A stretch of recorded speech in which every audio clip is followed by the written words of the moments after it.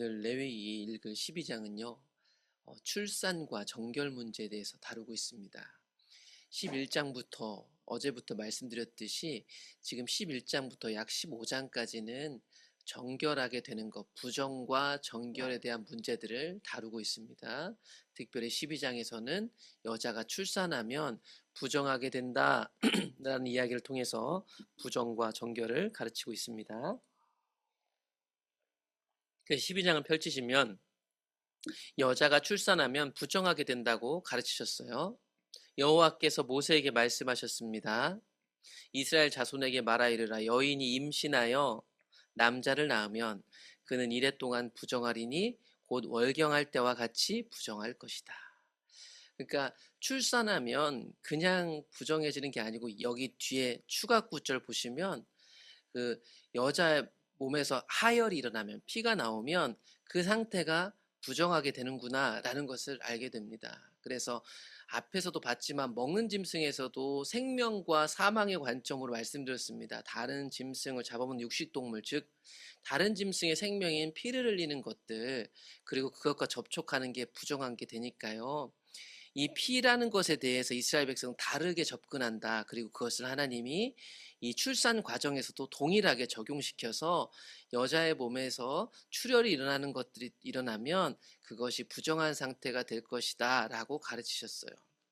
여덟째 날이 되면 그 남자의 포피를 뵐 것을 말씀하셨는데, 이것은 창세기 17장에서 이미 아브라함 때부터 할례 말씀하신 것인데, 아들을 낳았을 경우에 이렇게 해야 된다라고 말씀하십니다. 이렇게 부정한 기간이 있고 나면 다시 정결하게 되기 위해서 33일을 지나야 됩니다. 그러니까 부정하게 된 기간 7일, 그리고 그 이후에 33일 동안 정결하게 되는 기한, 총 40일 동안에는 이 사람이 부정한 상태에 있게 됩니다. 그래서 그 여인은 아직도 33일을 지나야 사년이 깨끗할 것이다. 몸에 나오는 피로부터 정결하게 될 것이다.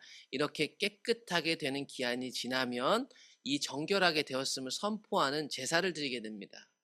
이렇게 부정한 상태의 기간 동안에는 성물을 만질 수도 없고 성소에 들어가지도 못합니다. 그러니까 성막 가까이 갈 수도 없고, 성막에서 제사, 다양한 제사로 하나님 앞에 가까이도 나아갈 수 없는 상태가 벌어지게 되는 겁니다. 아들이 아닐 경우, 여자를 낳을 경우에는 기간이 2배가 걸린다 이렇게 가르쳐요. 여자를 낳으면 그는 2일 동안 부정하리니 월경할 때와 같을 것입니다. 사년이 깨끗하게 되면 66일을 지내야 됩니다. 모든 것이 지금 앞에서 남자 적용에 정확히 2배가 걸릴 거라고 하는데, 이 2배에 대해서는 아무도 이유를 아는 사람이 없어요. 여러 가지 얘기들을 하는데 정확하게 말할 만한 것이 없습니다. 분명한 것은 아이를 낳으면 이 여자의 몸에서 하혈이 일어나고, 그런 하혈이 일어나는 상태를 부정하게 여기며 그 부정을 벗는 기간까지도 하나님은 말씀하셨다.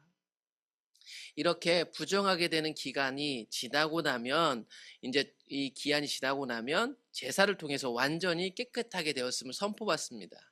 아들이나 딸이나 정결하게 되는 기한이 차면 그 여인은 번제를 위하여 1년 된 어린 양을 가져가고, 속죄 제사를 위하여 집 비둘기 새끼나 산 비둘기를 회막문 제사장에게로 가져가라.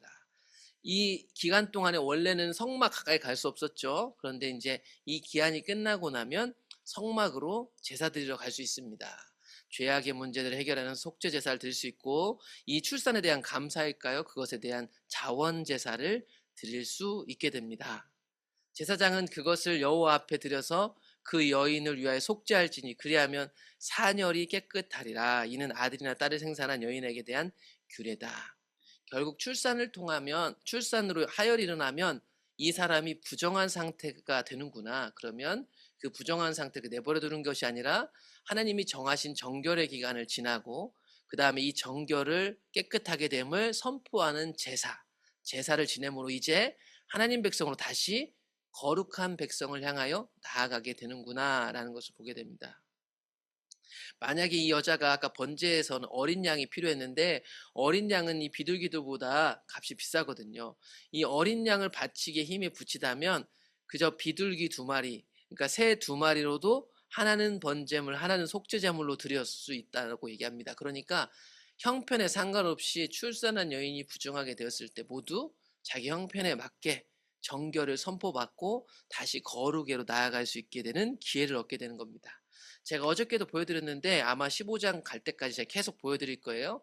여기서는 왜 두 배냐? 뭐가 왜 출산을 했는데 하나님이 생육하고 번식하라고 했는데 이게 왜 부정해지냐? 뭐 이런 부분에 대해서는 레위기가 정확하게 얘기하고 있지는 않지만 11장부터 얘기하고 있는 부분들은 정확히 이런 도식을 위해 이런 도식 안에서 이런 개념 안에서 이런 말씀도 이루어지고 있는데 어제도 말씀드렸지만 세상 모든 것들은 하나님께 속했죠.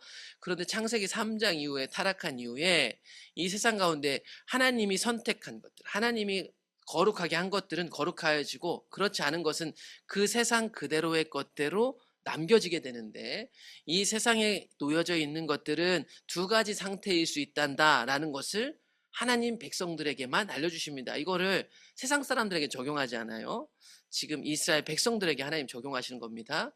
이 이스라엘 백성들은 이 세상에 속했지만 하나님이 선택해서 거룩한 백성이 되었습니다. 이 두 가지 상태가 있는데 이 세상에 있는 하나님 백성은 정결한 상태에 있을 때도 있고 어떤 것으로 인하여 부정을 입을 때가 있다라는 것을 지금 가르쳐 주고 있으며 이것을 통해서 세속 영역에 있는 이스라엘 백성들은 정결한 상태, 부정결의 상태 두 가지 상태에 이를 수 있는데 하나님 백성은 늘 정결한 상태를 사모해야 된다라는 걸 가르치고 있죠.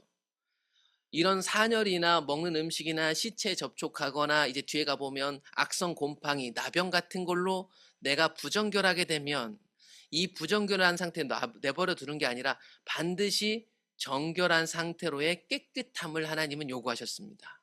이렇게 정결한 사람이 이 정결한 상태에 머물러 있는 것도 아니고 이 정결해서 거룩하신 하나님께로까지 나아가는 것을 가르쳐 주는 것이 레위기에 있는 내용들입니다. 그래서 하나님이 거룩하니 너희도 거룩해야 된다라는 것을 말씀하시는 거고 그것을 이 정결과 부정결을 통해서 이미 배우고 있고 그래서 정결함을 유지하며 이 율법을 따라 배우는 이스라엘 백성들은 이제 거룩으로 나아가기까지 사모하게 되는 겁니다. 그러므로 어제도 비슷한 내용인데 삶 전체를 통해서 주신 이 율법들을 통해 가지고요. 구별된다는 건 뭘까를 배우고 그래서 부정한 상태가 우리에게 생겨날 수 있지만 정결함으로 나아가고 결국엔 거룩에까지 나아가라고 하나님이 알려주십니다. 출산을 통해서 부정결과 정결을 말씀하셨어요.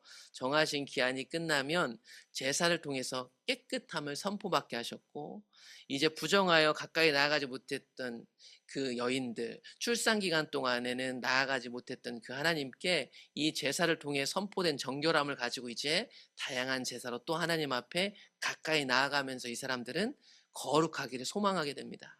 그러므로 하나님 백성은요 정체되어 있는 게 아니고 날로 날로 하나님을 닮아 거룩해지는 백성들로 초청받은 사람들이다. 또 한 주를 시작하는데요. 말씀 앞에 나를 세우고 그 안에서 하나님의 거룩에까지 자라나기를 사모하는 우리가 됐으면 좋겠습니다.